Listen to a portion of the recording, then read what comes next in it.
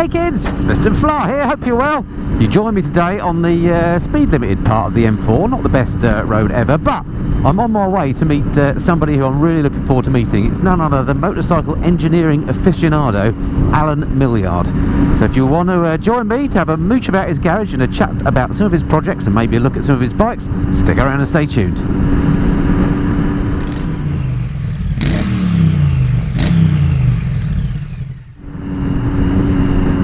So for those of you that maybe are watching from overseas and don't know who Allen Millyard is, let me give you a little bit of an explanation about him. It's kind of a bit like a motorcycling equivalent of Caractacas Potts from Chitty Chitty Bang Bang. He's built all sorts of incredible motorcycles in his time, just in his normal domestic garage using fairly basic tools, hopefully some of which we're going to see today. He's built things like, just to give you a flavour of the sort of things he does, he put a Dodge Viper V10 engine into a motorcycle and made a bike out of that, and the bike's capable of well over 200 miles an hour. It's a nuts machine. He took a Pratt & Whitney radial engine for an aircraft, chopped a couple of cylinders off of that, and put that in a motorcycle, made something called the Flying Millyard, an absolutely incredible machine. He's made not only big horsepower nuts machines just because he can, but also beautiful machines like the Honda replica he recently did, and more recently he's made a Velocette twin, a bike that if Velocette had made a twin engine motorcycle in the 1930s, maybe it would have looked like that. And that particular bike actually recently won the Duke of Marlborough Award at the Salon Privé at Blenheim Palace, which is a much coveted award. So lots to talk to Allen about and hopefully see. So next time you see me, hopefully I'll be with Allen. Speak to you shortly. Okay, so here I am with none other than Allen. Hello Allen, thanks very much for having me along to your kitchen. And I have to say, the great thing is you can tell Allen is a proper aficionado of motorcycles, because look, there's one over there in the dining room. How good is that? And the other brilliant thing is if we go to Allen's garage, it is literally attached to the kitchen. Lead on, sir. How good is this? Utility room, motorcycles and workshop. Yeah. Brill. So this is a standard UK garage, isn't it, for anyone that might be watching from overseas? I did extend it, it's a bit longer than normal, but it's just a standard garage.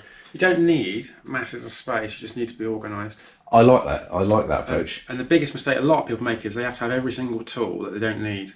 That's interesting, because that was going to lead me to my first question. I'm a technical numpty, I'm sad to say. Right. But I am quite an organised individual. Yeah. What are the essential tools that you need to do if you're going to start getting into this game? Well, there's my tools. Right, okay. Is this a secret cache? Every tool tells a tale, and they've all been modified slightly and adjusted and changed. Yep. You just need a few spanners, some screwdrivers and some pliers. You need a decent vice. That is pretty decent, isn't it? Decent vice. Yeah. And files. Right. Lots of files. Maybe that's where I'm going wrong. I own about 2 files, and one of them is probably a nail file. And an old hacksaw that I got from an auto jumble probably 30 years ago that doesn't really work, but it's great. Brill. So basic hand tools, and then in terms of machine tools, what are the must-haves, would you say? A decent lathe. Right. This is what I call a decent lathe. It's a Colchester Bantam. You can get masters and students, which are all basically slightly larger or smaller, but this is perfect for my needs with the swing. I can swing 1 foot diameter piece of metal. Can you really? In there, which I used to making the crankshaft for the Flying Millyard. The crankshaft's a foot diameter. That's wow. This looks the same sort of lathe like we used to have in our metal workshop. This actually came out of the school metal workshop. Did it? Up north somewhere, yeah. I was going to ask how you come by this stuff actually. eBay, £1,500, come out of the guy's office in a metal workshop, hardly been used. Wow, isn't that amazing? So I got a 3-phase inverter on it, so I can run it on 3-phase rather than single phase. Yeah, perfect. So the lathe was the first thing then in terms of machine tools. You need a lathe, you need an old mill. I dug this out of a garden. You're kidding me. It's £50, it's 1950 something. But again, that is a proper machine, isn't it? That? Yeah, it's a heavy duty drilling machine. You can use it as a drilling machine, or you can use it as a milling machine with a rotary table. You've got a horizontal and vertical cutters. Right. And it's just about the right size for doing garage work on motorbikes. You can, obviously you can never have a too big a machine. Yeah. Just how much space have you got? I'm amazed that you can fit this in here. I mean, I've got a double garage. It's not quite as deep as this, but it is quite a bit bigger, and mine seems absolutely full, and I've got nowhere near any capability in it. There's no washing machines or bicycles in here, you say? Wow, good point actually. Yeah, I've got a few bikes in mine, which I need to. No washing machines, I'm glad to say. And then of course you've also got the drill there as well. This is just a cheap B&Q drill. Right. It's like £35. Right. I've used and I use it for all. I do any accurate drilling. I do it on there. Right. Oh, on the mill. Yeah. This is useful just as a little drill. So, have you ever come across a job when you thought, actually, what I need is another machine, or can you do everything with the lathe, the mill, and hand tools? Well, all the bikes I've made, including the Viper V10, it's all made in here. Wow, that's incredible. The only thing I ever farm out is a bit of painting. Right, excellent. Well, I want to talk more about the bikes in a mo, but I'm also very keen. I had a little look through YouTube and stuff to see what I could find out about you. And I couldn't find much about your background in terms of how did you learn to get into this stuff? Is it just a sort of boyhood interest? Did your dad teach you? How did you learn to become... From a very, very early age, I was always interested in mechanical things, like radios and clocks and stuff when I was really young. And when I was like 10 or 11, I think one of my friends had a moped. Right. Run about, and I thought, that looks so cool. I must get one of those. So I asked my dad, he said no. Yeah, so far I'm exactly with you, because I was at the same point when I was 11. My dad said no, and I stopped there. No way. Yeah. I later found out why, because he crashed his bike and hurt his knee. Oh, right, okay. Anyways, he said no, so I got it anyway. Yeah. I had it down behind the shed, because he was always at work, so... And I ended up putting a lawnmower engine in it to make it faster. Right. Briggs and Stratton, like lawnmower engine. Fantastic. Yeah. So when I was 12, 13, I'm ragging around fields on one of these mopeds with my friends, and on the older Honda C100s, C50s, Lambretta scooters. Yeah. I even had a Triumph Tiger Cub. Oh, wow. Which was cool. And then my dad found out about my motorbike fascination and eventually sort of conceded and said, okay, fair enough. How badly told off did you get when you found one behind the shed? Yeah, I think things got thrown around a little bit, maybe. Oh, well, see, you were braver than me, because at that age, it was when all my mates had fizzies and stuff. And again, we used to bat around the fields on it. It was great fun, unbeknownst to my mum and dad. Yeah. But and I desperately wanted one. But when they said no, I just didn't. This was before my moped riding times. Right. When I was like 12, 13. Yeah. So, so I got into bikes like that, and I started making my first specials out of necessity rather than need, because I didn't have much money to paper around and that sort of thing. I needed parts. So if one engine broke on one bike, but I had another bike that was serviceable, I thought, take the engine out of that and put it in that. Yeah, brilliant. And that's how it all started. Love a bit of repurposing. Excellent. Yeah. And then, so where did it go from then? So you suddenly became the legal age, which was 16 or whatever you were in those days, and you could actually buy a bike. Were you using them for transport, or was it just a hobby? No, I actually, going back a couple of years, I really loved metalwork at work. Okay. So I was in the metalwork school, metalwork class, for my official lesson. And any other lesson I didn't like, I used to just go out and go to metalwork. And in the end, the teachers just gave up on me and said, just do metalwork. That's great. Yeah. So I did it basically near enough all day. Yeah. Dinner breaks, after school, Fabulous. Before school. Yeah. And God, you did get it bad, didn't you? Yeah. So when I went to the careers interview, the only thing I wanted to do was metalwork. So they said, well, you can do engineering. I said, that's close enough. Yeah. So I got an engineering apprenticeship. Right. Which is why then I did that for 4 years. Fantastic. I came out as like an instrument maker, making clock mechanisms. Right. Which is really cool. I love doing that. It's all like fine work, making gears and... So real precision stuff. Not watches, but mechanisms. Yeah, clock mechanisms. Yeah. So I really enjoyed that on the shop floor, doing that for 2 years. Right. Which was really cool. Then I got into a manager's position, because obviously to have and then all the fun stops. Paperwork and procedures then, rather than doing stuff. Yeah. But the passion stayed at home. Yeah. Because I thought, I can do my job at work, which is paperwork, and then get my release that I need at home doing my engineering. So have you always had a garage with machine tools in it? When I was obviously living at home with my parents, it was a bit more restricted. So I've always had the main priority buying a house for me is the garage. The house. That's there. What's the garage like?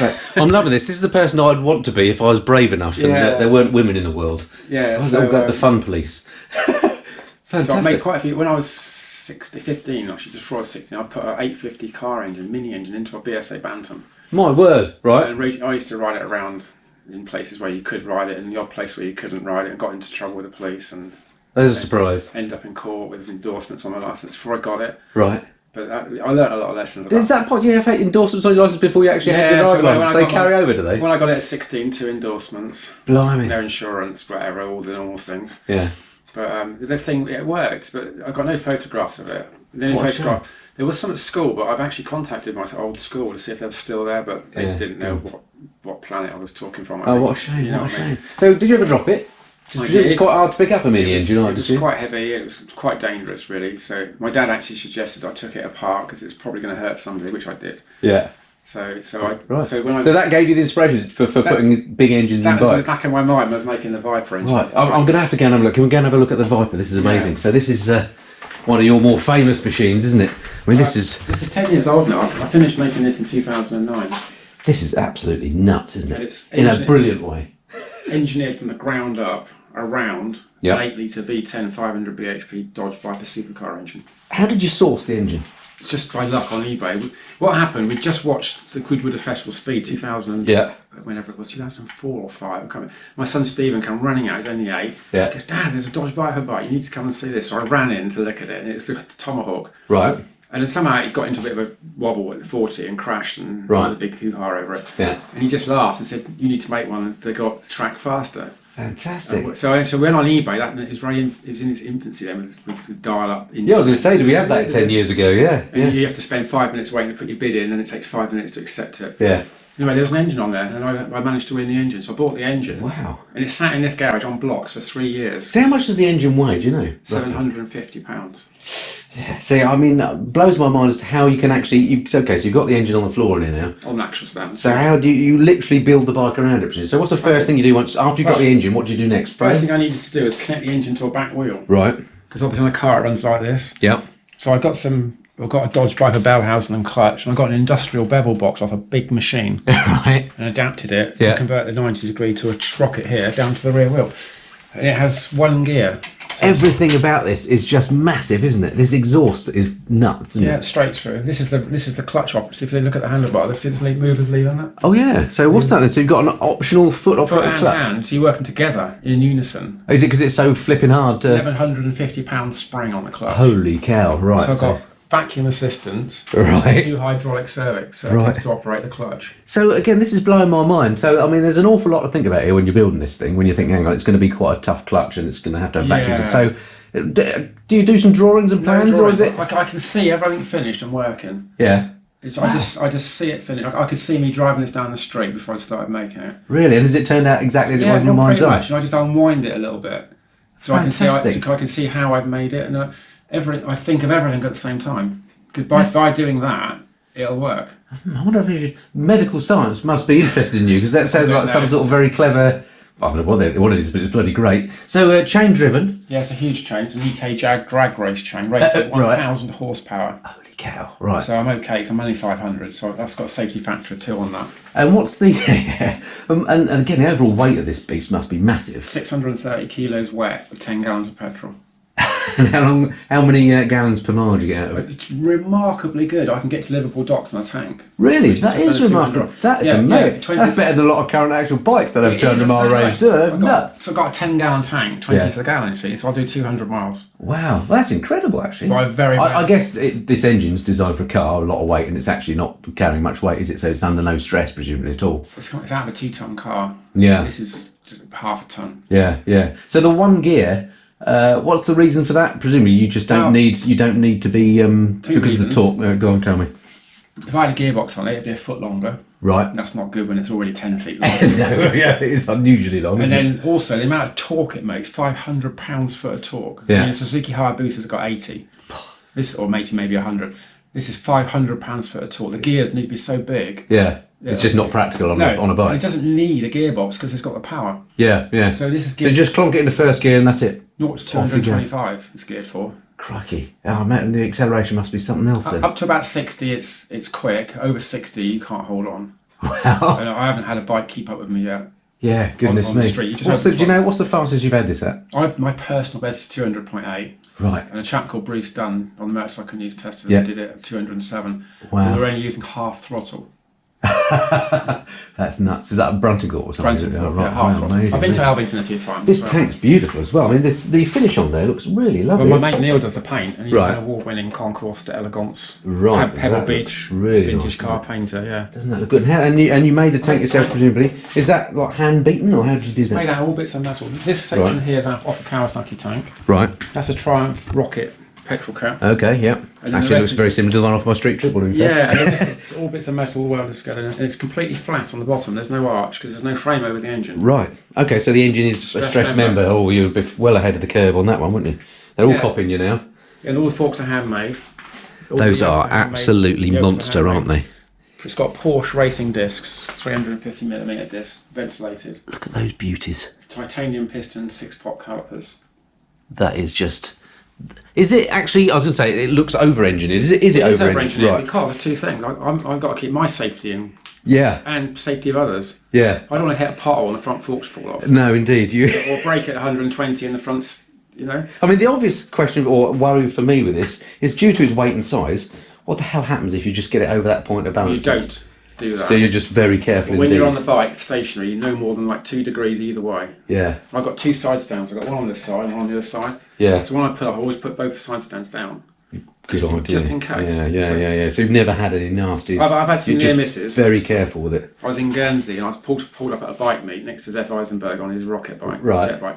And I literally, as I pulled up, there was a drain or something. I didn't quite get the footing.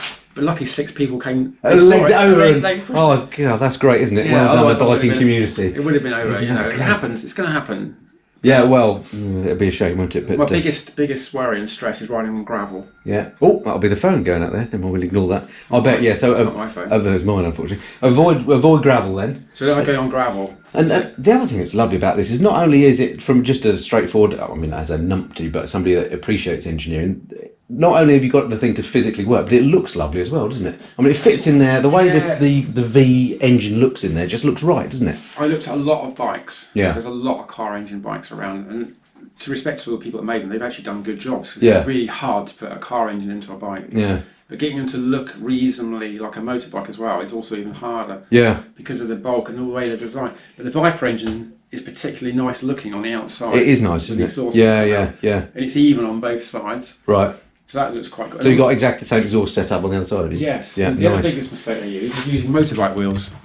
Oh yeah, so what have you got It's a here? 20-inch back wheel. Crikey. It's Right. got an 18-inch front wheel. Right. So that's because the top of the wheel should be in line with the top of the engine Right. for it to look aesthetically right. Okay, yeah. If it's lower than the top of the engine, it looks like a scooter. Everything about it is just If massive, you isn't come it? around, look at the rider's view from back here, looking down, look at the width and look at the bank on that.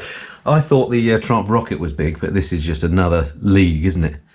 That is beautiful. But I can sit on Lovely it. work, When I Alan. sit on Yeah, it, yeah. and Oops. if I sit on it, you can see the riding position is actually. That's It's incredible. not so. I'm not particularly massive. Yeah. It's not. And you can get your feet on the deck all right, can you? when it's on On the stands, yeah. It has a centre stand. Yeah, as it's well. not that. You do look stretched, but not terribly so. Mind you, you've No. got some pretty massive risers here, haven't you? I had to do that. Yeah. Yeah. It'll be like this. And is there much heat off the engine when you're using it? Yes. We have to wear leathers for the reason of heat protection rather than. Yeah, protection. asbestos on the liners. It Yeah, does get hot. yeah, beautiful. That's one of the things. I don't try and use it in the hot weather. It's great in this cold weather. I bet. Yeah, it's an English bike for sure. Yeah, great I'm stuff. going to take it out tomorrow, get an MOT. Yeah. But it's Do you always take the same place for the MOT? Yeah, I he bet. always I laughs. bet that's. They always something laugh when they see brilliant. it. Well, that is just an amazing bit of kit. I love that. Then the other bike I'm seeing out the corner of my eye, which appeals to me in particular as a pilot and an aeroplane enthusiast. The Flying Millyard. This is the first bike I saw of yours ever, just when I became aware of you. And this is the one where you chopped up a Pratt & Whitney engine, isn't I it? did. It's a Pratt & Whitney R1830. Right. So what would that? I mean, I don't know much about American Dakota engines. DC3. Right. Okay. I thought they were right cyclones, but or is it I similar? think thing? it's don't know. DC3. Right. Okay. But it's 2 cylinders, 2,500 cc for each cylinder. That's incredible. Isn't And it? I've made everything apart from the cylinders. I even made the carburetors from scratch. Wow. How on earth do you go about doing that? See, I wouldn't even know how to start with that. Have you? Is it No, I cast? just Is it machined? totally guessed. Right. Gut feel what it should be. That's amazing. Fitted them onto the bike and it went. There's definitely something with I your don't know. brain that needs to be I don't know. analysed. Have you left your body to science? They I need to- guessed all the main jets. I guessed the pilots. I guessed the needle cutaways. I guessed everything just from. I thought you were going to tell me that you're a maths boffin and you do No. an awful lot of diagrams and there would be loads of graph paper and stuff. No, and what I did, I tested one carburetor first. So I took that one off and left the Yeah. plug out. Yeah. And it went first click and idled, and it revved up. So then I replicated the rear carburetor, Yeah. and I've done nearly 10,000 miles on this bike now. And how do you physically? I mean, this might seem like a ridiculous question, but do you machine those out of a Yes. solid block Two or is pieces of solid metal, and Right. they're welded round here, right? and it's all internally drilled, and it's got brass slides in the back of it. Looks absolutely beautiful. What about these pipes? Because this again looks an amazing work of art. All made from sections you buy off eBay. So you buy pre-bent sections, Okay. and I cut them and weld them to how I want them to fit. I wanted just a nice flow out, basically, straight through with a little fishtail on the end. Nice. And had you seen an aircraft engine done like this before? No, it was just not at all. because the idea of presumably there were what 8 or 10 cylinders previously on the full 9 engine. cylinders. Right. So the fact that it runs, I mean, the timing and stuff and the crankshaft arrangement must be I just made everything up from my vision. as you went along. This is great. No drawing. I got Alpha bearings to make me a crank pin first. Right. The first thing I always do is make the crank pin, Yeah. and then from that you make your flywheel webs, and then you work out all your balance factor. And I just go on a lot online, just Right. type in the weights and just yeah, there you go. That's your factor. It's amazing these days, isn't it, what you can find out and do. I made the connection rods. It's got the original pistons out of the Pratt & Whitney. And again, how's the weight of this compared? Presumably it's a lot lighter than... This is, I would say, it's getting on for 650, 700 pounds probably. Right. It doesn't feel that heavy when I'm riding. And- I even made the alternator from scratch. That's a neodymium magnet, Right. 3-phase 12-volt alternator. So I get, because it runs so slow, it idles at 350 RPM. Yep. Its maximum RPM is about 1800. Yep. So the alternator has to be a special one, otherwise it won't. It won't work. generate anything. Yeah, yeah. This generates 10 amps at idle. Wow. I'm just trying to think again of this little light aircraft I fly. I mean, they idle about 750, I suppose. Yeah. RPM, and yeah. Max 2.2 for takeoff. Yeah, about that. Yeah, yeah, This is probably 2.2 max for takeoff. Yeah, but massively torquey again. Yes. So what's the gearing situation on this? Look at my front sprocket, how big it is. Yeah. So is this timing or something? What's all those ignition timing marks. Yeah, and also right. I can start it by getting the engine in the right place and then just flicking the ignition and it'll start. Clever. Oh, is that just due to compression? Yeah. So this is the starting level. Right. On here. Right. And I turn this over. Right. And see it says start. Oh, okay. So I get it to that point. Yeah. And then click the ignition and you know it's in it'll go. Wow. That's amazing. But to start it normally, I just jump on it like this. Oh, right, and give that. I'm not starting it up. No. This is how I do it. Oh wow! Listen to that. Get a bit of suck in, let you see. I'm not getting that. And then bounce. Look at the compression. That's nuts, isn't it? And then it goes zoom at the start. That has got danger written all over it, isn't it? Well, what I do on this side, I've got ignition, retard, and advance. That's the ignition, retard, and advance, and that's the mixture. So I keep that on fully retard. Put the mixture on about 5 to start the engine. Right. Then you pull that out, and then the fuel pump goes, and she starts. I love the way it says contact on there. Contact. That's me. Again, have you made all this made yourself? All this, yeah. Everything's handmade. I love the crossover between aircraft and motorcycle. Made the Speedo as well. It's all handmade. How many hours do you reckon this took you to make? Well, what happened? I'll tell you the story, because I was at Salon Privé Concours d'Elegance at Silent House in London. Yeah. With my SS100 V twin. Yep. And I won an award for the best classic bike there at the time. Yeah. Back in 2012. Right. I was up with the judges, and Steve Parrish was there, and he congratulated me and said, "That's great." He goes, "We're going to see you next year with a different bike." Right. So I just said, literally, at a split second, I'll make the biggest V twin. Right. Oops. So I got the award for the smallest V twin. So right. It's only a 99cc. Yeah. So I got home straight on eBay and typed in big cylinders. I was looking for Volkswagen Beetle cylinders. That's what I was saying. Yeah. And this came up. They were on there. So I went straight up to it was National Motorcycle Museum was selling them. Right. So I drove up on the pan, and it was some chap that had died and left his parts to the museum. Wow. And when I got them back home and opened the box, there was an exchange of mark clipping for 1966. Yeah. Pratt & Whitney cylinders from war surplus, blah blah blah, £100 whatever the pair, and some rough pencil sketches of a V-twin engine he was going to make for a Morgan. Ah, right. So basically, this chap had bought these cylinders with that in mind. Never got round to it. Yeah. Never got round to it. So I sort of finished his dream. Snap that up! Isn't that great? What a great story. So it's quite nice, really. I did wonder how you'd source a Pratt & Whitney engine. So it actually came from a motorcycle museum. That's bizarre, isn't it? You can't get them for love nor money. No, well, that's what I thought. Not that I've ever tried to buy one, but it's not the sort of thing that crops up on eBay, is it? A Pratt & Whitney radial. And I've got like this vintage Hall and stuff. And again, it's a massive bike. How many miles do you reckon you've done it? I know exactly how many miles I've done on it. 8,207. Oh, that's pretty impressive. And this you built this when 2012? 2013. Right. But I've been all over. I've been to the Isle of Man on it twice. Yeah. I've been to Guernsey on it. Do you prefer riding this than the Viper? Every one of my bikes I prefer riding on the day I'm riding them. Yeah, I get that completely. Although, yeah, I completely understand that. This is probably yours is times 100. This is the most fun one to ride in some respects because it's wacky. Right, does it take a bit more management, the engine presumably? Yeah, but on the other side, flip coin of it, doesn't matter where you take it, you get a crowd. Yes, yeah, well, it is a very quirky looking machine, isn't it? You go to a motorbike show and you're mobbed, basically. You go to a bike meet and everyone wants to look at it. You go to a little village on a Sunday and you'll get ladies walking past. Cool, that's a funny bike. Can I beat the horn? Yeah, brilliant. You can't go anywhere incognito on this bike. I bet your neighbours love you when you fire them up on a Sunday morning, don't they? Yeah, one of my neighbours that way, when they first moved in, they dropped their drink. Really? I started this up and it backfired, and apparently they dropped their drink. Did it not say on the particulars that there was a mad scientist living next door? Right, yeah. So what's this bit do? Is that a choke? That's the chain lubricator for the clutch chain here. Okay. Lubricates the chain, primary chain, and around the clutch. Right, and so what's this here? That's the clutch. Okay, yeah, nice. What else have we got? What's this bit in here? That's your starter that you just used. Battery's stuck in there. Yeah, it's got a wooden top battery like the old vintage ones.